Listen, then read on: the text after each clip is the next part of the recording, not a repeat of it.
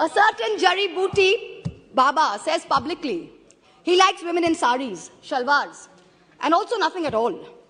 In the presence of the wife of a deputy chief minister of the ruling party, ask yourselves, had any opposition leader said anything remotely similar, you would have been baying for their blood.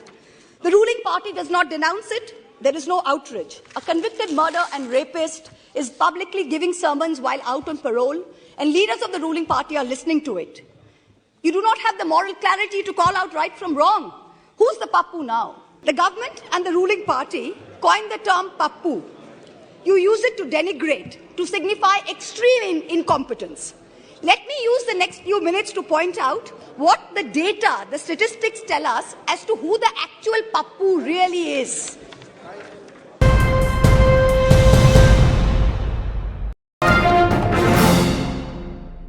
Honourable Speaker, sir, on behalf of my party, the All India Trinamool Congress, I rise to speak on the additional demand for grants 22-23. I begin by quoting the author Jonathan Swift. As the vilest writer has his readers, so the greatest liar has his believers. And it often happens that if a lie be believed for only 1 hour, it has done its work. Falsehood flies and truth comes limping after it. This government has us believe every February that this country's economy is going great guns. We are the fastest growing, most efficient global player. Everyone is getting employment. We're getting gas cylinders. We're getting electricity. We're getting pakka houses. This falsehood flies for about 8 to 10 months, and then the truth comes limping after it. And now we are in December, and the government says it needs another 3.26 lakh crores of additional funds over and above the budget estimate. The government and the ruling party coined the term pappu. You use it to denigrate, to signify extreme incompetence. Let me use the next few minutes to point out what the data, the statistics tell us as to who the actual pappu really is. NSO numbers were out yesterday. Industrial output has shrunk by 4% in October to a 26-month low. The manufacturing sector contracted 5.6%. Manufacturing is still the biggest generator of jobs. 17 of the industry sectors that make up the index of industrial production have recorded negative growth rates. Forex reserves have fallen by $72 billion in under a year. The Honourable Finance Minister yesterday during question hour mentioned how apparently 50% of FII inflows into emerging markets are coming into India. Wonderful. But her colleague, the Minister of State for External Affairs, just last Friday, in response to a question in this very House, stated that almost 2 lakh people, 1,83,741 people, renounced their Indian citizenship in the first 10 months of 2022. This exodus in 2022 takes the total number of Indians renouncing Indian citizenship under this government in the past 9 years since 2014 to over 12.5 lakh people. This year has already seen more people giving up Indian citizenship than any single given year. High net worth individuals are willing to pay up to $1 million to get citizenship of Portugal, of St. Kitts, of Greece. Is this the sign of a healthy economic environment? Of a healthy tax environment? Who's the pappu now? There is an atmosphere of terror in this country with the sword of the Enforcement Directorate hanging over businessmen and high net worth individuals. The ruling party buys lawmakers for hundreds of crores, and yet members of the opposition represent 95% of lawmakers under investigation by the Enforcement Directorate. But forget politicians. They're tough. They can fend for themselves. Businessmen and high net worth individuals are soft targets. In the monsoon session, in response to a query from my honourable colleague from the JDU, Mr. Rajiv Ranjan Singh, the Finance Ministry informed this House that in the past 17 years, the ED has opened 5,422 investigations under the PMLA, but has convicted only 23 people. That is a conviction rate of a pathetic 0.5%. Since 2011, the ED has launched 1,600 investigations, 1,800 raids, and convicted only 10 people. In the supplementary demand for grants, I see that the government is asking for an additional 2,900 crores to buy land and ready-built accommodation, office accommodation for the Enforcement Directorate. The taxpayers, you and I, are paying for the ED's operations, for their prosecutions, for their investigations, for their foreign junkets. So do Parliament and public representatives have no right to ask this na khaunga, na khane dunga sarkar, who's presiding over the ED, why there is such a pathetic conviction rate of 0.5%? Is the ED's job only to harass people, or is it to actually track down and catch the perpetrators of financial crimes? What is this level of incompetence? Who's the pappu now? Members of the ruling party continue to spread falsehoods about the benefits of demonetization ad nauseum, with no regard to the actual data. You have not achieved the goals of a cashless digital economy. You have not achieved the goals of phasing out fake currency, even after 6 years of your dhamaka announcement. Currency in circulation has doubled from 18 lakh crores in November 2016 to 32 lakh crores in November 22. Cash management company CMS's cash index for ATM hit an all-time high this Diwali. Cash is still king. Demonetization did not achieve any of the 3 targets. Who's the pappu now? I've been reviewing the demand for additional grants, and there are various items in it that are shocking. From a total subsidy request of 1,09,000 crores in March, the Department of Fertilizers has asked for an equal amount in the supplementary request. Just urea alone is accounting for 86,000 crores. Phosphorus and potassium are controlled because they are nutrient-based subsidies. What is this government doing to stem the overuse of urea, which is killing the soil, killing productivity, and killing our health? What the soil needs is balanced use of fertilizers. Bengal has been promoting a balanced fertilizer blend of major fertilizers. And now we are suffering because the center is starving us of the most popular mix of NPK, which is the basal application for potato. During November 22, Bengal asked for a certain amount, and only 33% of our demand for balanced fertilizers was met by the center. Most of the urea-based subsidy is going to GAIL, because GAIL supplies the maximum gas to the fertilizer sector.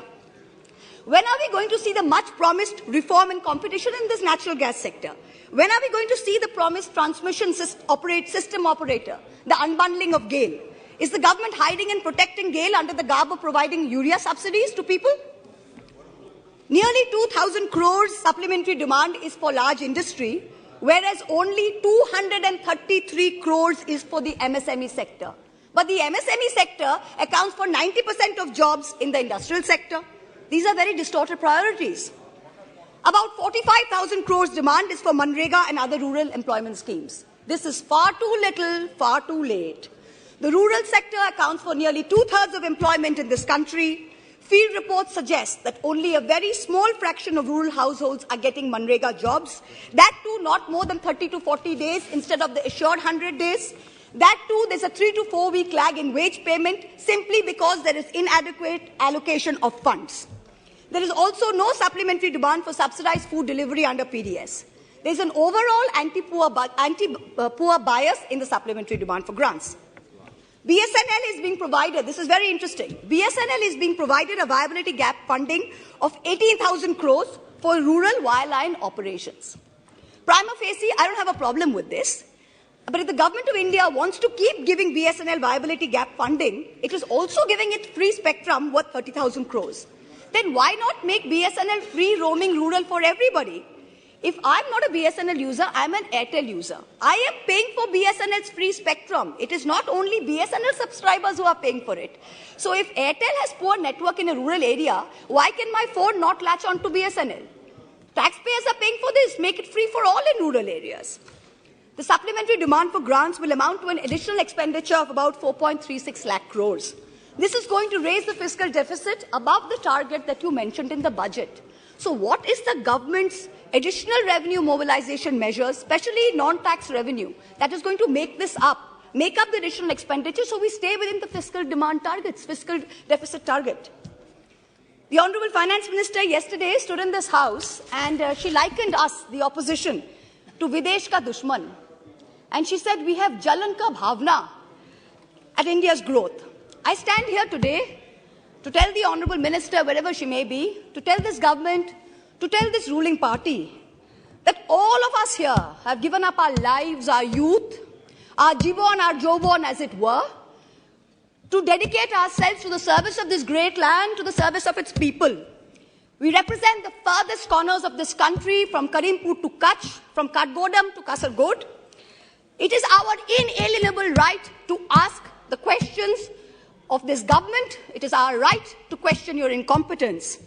And it is this government's Raj Dharma that should make the treasury benches sit down, listen to our voices, and not react like the proverbial Khisyani Billi. It requires enormous courage and tenacity to simply stand up here and speak the truth, and we are doing it. In contrast, the ruling party is moving from one incendiary issue to another, from the division of Bengal into North and South, to the Citizenship Amendment Bill, to releasing convicted lifetime murderers and rapists just before an election, to openly trying to challenge the judiciary into submission. You somehow keep hoping that you will scare India into submission and you will keep winning power term after term. But it's not working. You just went to election in 3 states. With all your might, with all your resources, you won in only one.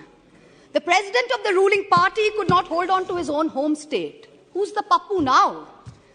A certain honorable MP from the treasury benches, who's given to trespassing in high security zones, who goads us all with equal measure of falsehood and fake bravado, yesterday took cheap pot shots at my state, the state of Bengal, with false claims of diversion of Manrega funds.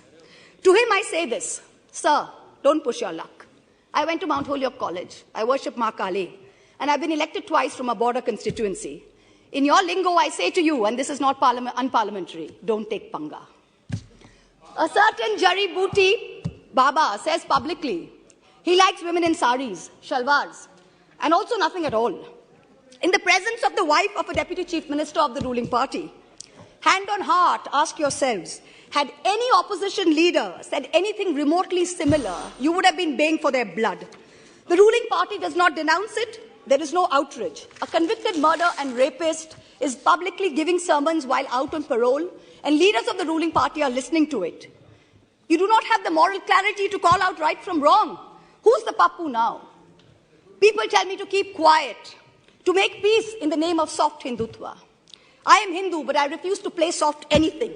What this country needs is an elected government which plays hard morality, hard legality, and hard economics. No soft anything. I urge this government and the finance minister to take control of the economy. And I urge the people of India to take control over who they give the reins of this country to. सवाल ये नहीं है कि बस्तियां किसने जलाई. सवाल यही है कि पागल के हाथ में माचिस किसने दी. This is a question that India needs to answer. Thank you very much. Jai Hind.